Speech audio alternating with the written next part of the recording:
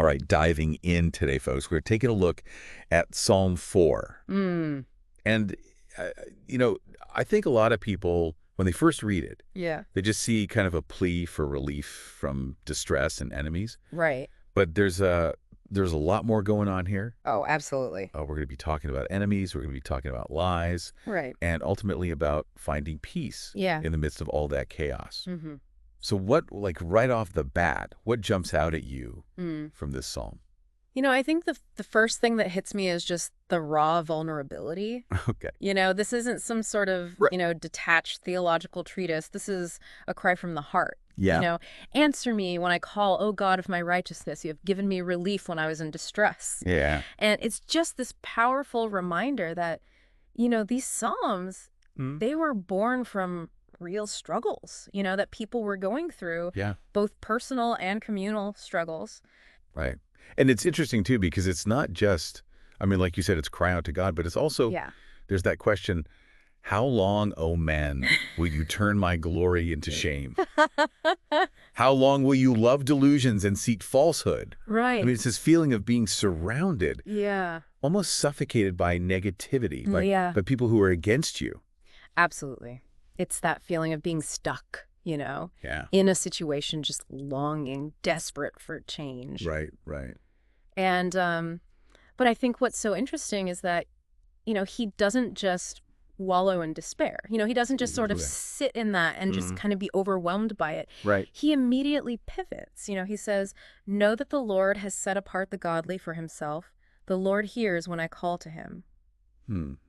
It's almost like he's choosing to focus on God's faithfulness, Exactly. even while acknowledging the very real pain Yeah. that's surrounding him. It's not about denying the difficulty. Right. It's about actively choosing to place your trust in something larger than yourself. And I Mm. think that's just what a powerful lesson Yeah. for anyone who's, facing all kinds of external pressures today. Yeah.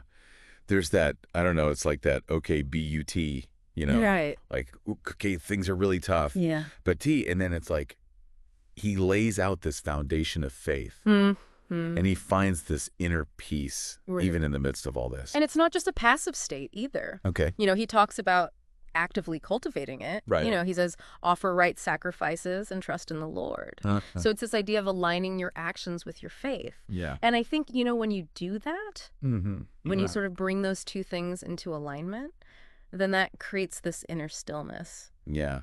That's fascinating, because it's not just about believing, it's also about doing. Exactly. There's action involved. Mm-hmm. But then he also talks about joy. Yeah. And he contrasts it with something. He does. He directly compares the fleeting joy that you get from material possessions Okay. with the enduring joy that's found in God. Mm. And he says, many are asking, who can show us any good? Let the light of your face shine on us, Lord. Right. Right. And it's like he's saying, look, all this stuff that you're chasing after, Yeah. it's not going to ultimately fulfill you. Mm. True joy, real joy, comes from something deeper. Yeah. It comes from a connection with the divine. Yeah. And that's a pretty bold statement to make, It is. in a world that's so focused on, material wealth and all that. Mm, But then he ends he with does. this incredible picture of peace. Yes. In peace, I will both lie down and sleep. For you alone, O Lord, make me dwell in safety. Mm. And, I don't think this is just about physical rest. Right. It's about this deep, soul level security that comes from knowing that you're held, that you're protected by something greater than yourself. So we started in distress, and we end in this, like you said, this deep soul level peace. Yeah. What strikes you most about that journey? I think it highlights the fact that true peace isn't the absence of trouble. Okay. It's not that everything's perfect and there are no problems. Right. It's the presence of trust. Mm. His circumstances haven't necessarily changed, Yeah. but his inner state has been completely transformed. Right. Because of where he's chosen to place his faith. Exactly. It really makes you think, I mean, what if we could all tap into that, right? Yeah. How differently would we approach Mm-hmm. the challenges in our own lives? Absolutely. It's really something to ponder, when we're going through tough times. Mm-hmm. All right. Well, thanks for joining me on this deep dive today. Yeah, thanks for having me. We'll see you next time. Sounds good.